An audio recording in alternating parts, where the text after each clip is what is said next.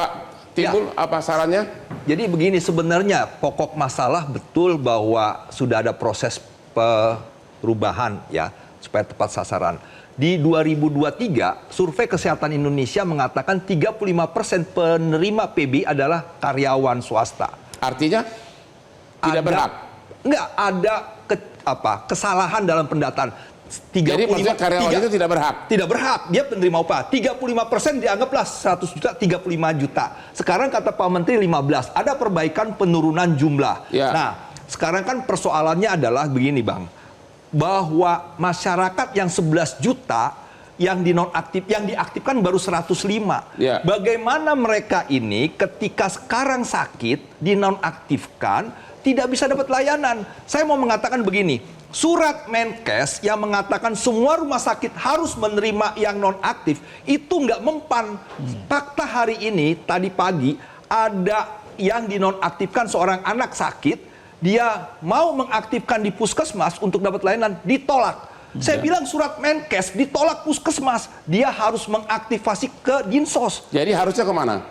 Maksud saya, kalau memang Menkes mengatakan harus ada actionnya apa? Action yang lebih pasti apa untuk menjamin hak dilayani. Jangan hanya sekedar surat untuk mengatakan terus. Karena begini, yang namanya aktif baru dilayani. Ya. Nah, oleh sebab itu, saya berharap ada yang sakit, yang sekarang kan dinonaktifkan, sakit, datang ke Vaskes, jangan lagi disuruh ke Dinsos, aktifkan saja. Ya. Supaya dapat layanan. Kalau yang sekarang kan disuruh ke Dinsos, belum tentu diterima Dinsos, belum tentu dapat layanan. Nah, ini sebenarnya persoalan yang lebih. Itulah akar permasalahannya. Permasalahan sekarang Ibu Lisda gimana? Apa saran Ibu terakhir? Ya, rakyat kita ini tidak ada yang mau miskin dan tidak ada yang mau sakit, Bang. Yang mau kaya banyak. Tentu. Seperti Bang Hotman ya. Tapi di sini negara silahkan merapikan data. Itu tugasnya. Tapi yang perlu dipastikan bahwa akses masyarakat untuk mendapatkan pelayanan kesehatan itu yang tidak boleh terputus. Dan kami sebagai anggota DPR RI tentu akan terus mengawal ini supaya prosesnya ini benar-benar transparan, manusiawi, berkeadilan, tepat sasaran. Ya, sehingga juga perlu diadakan upaya untuk bagaimana yang 54 juta jiwa yang belum masuk di sana, mereka pun bisa mendapatkan pelayanan sebagaimana haknya. Tapi kita tidak juga melalaikan yang 11.000 yang sekonyong-konyong dikeluarkan. 11 juta jiwa tadi ya. Sehingga perlu ada upaya yang lebih inovatif sehingga kasih dong. DPR dong kasih usul yang inovatif. Ya, tadi sakitnya kan tidak berbarengan, Bang.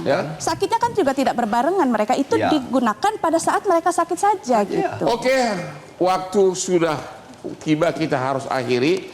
Inilah kesimpulannya adalah, halo masyarakat Indonesia. Betapa beratnya beban pemerintah di pemerintahan yang baru ini.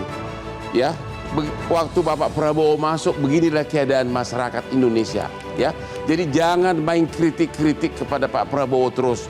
Beliau masuk jadi presiden, bayangkan ratusan juta penduduk Indonesia hanya membayar iuran BPJS saja 35.000 tidak sanggup. Tapi saya salut sama Bapak Presiden, tetap dia tenang, tidak emosional. Karena saya ingat, saya pernah dibentak sama dia waktu saya jadi kuasa hukumnya. Inilah akhir dari diskusi kita malam ini. Ketemu lagi di Hot Room setiap hari Rabu jam 9 malam. Silakan Pak ke sini, Pak. Silakan ke sini, Pak. Adu pameran cincin, Pak. Ya.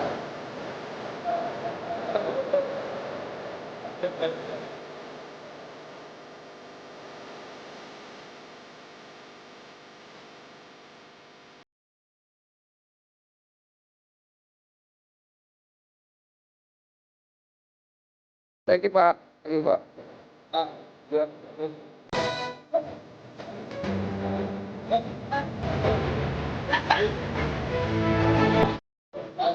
Ya, Pak.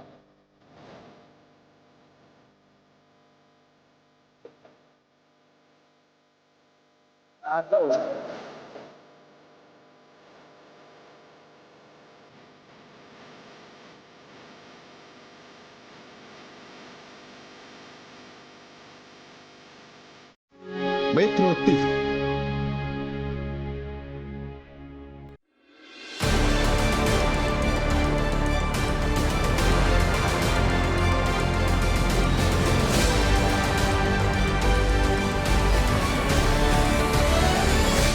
Jelajahi cara baru mendapatkan informasi. Download Metro TV Extend sekarang.